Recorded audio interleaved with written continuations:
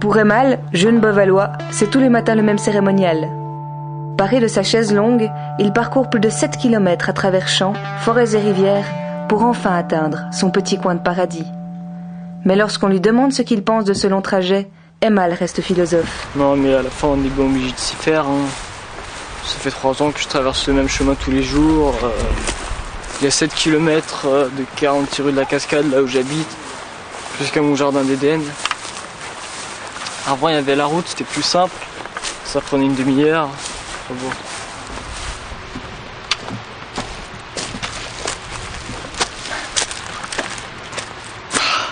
Voilà, on y est. C'est ici mon havre de paix. No milk today, my love has gone away. The bottle stands forlorn, a symbol of the dawn.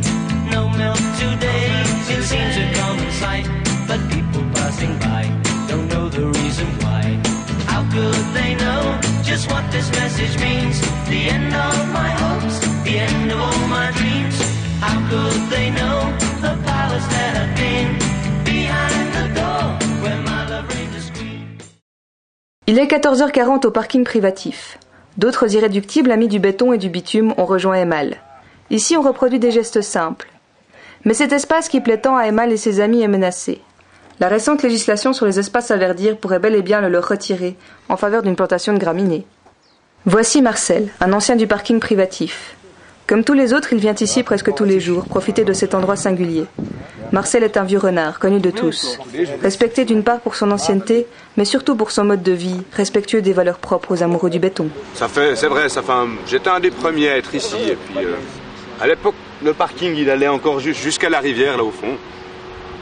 On n'est pas confronté en continuité avec la nature, avec les paysans.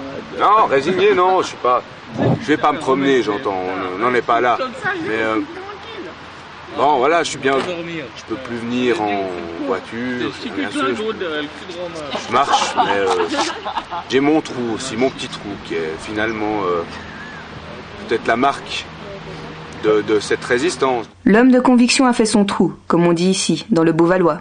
Décidant d'aller au fond de ses idées, il s'est installé dans un endroit peu ordinaire. Allons le rejoindre dans ce qu'il définit lui-même comme son lieu de prédilection. Facile, hein, tu prends un peu de caillasse, tu creuses, coup de pelle mécanique, un treillis 8 mm en torsadé, tu goudronnes par-dessus, et voilà. Ça a 12 mètres de diamètre, très confortable. Je fais des petits escaliers pour pouvoir un peu l'installer confortablement. Bon, s'il pleut, c'est vrai, s'il pleut, c'est pas toujours pratique, mais bon, c'est tranquille. Puis voilà, justement, on est bien isolé de la nature, un peu le ciel, mais au fond, c'est ce que je recherche. Marcel et les autres prouvent qu'il est encore possible de vivre loin des tracas de la nature. Mais pour combien de temps encore? No milk today, my love has gone away. The bottle stands forlorn, a symbol of the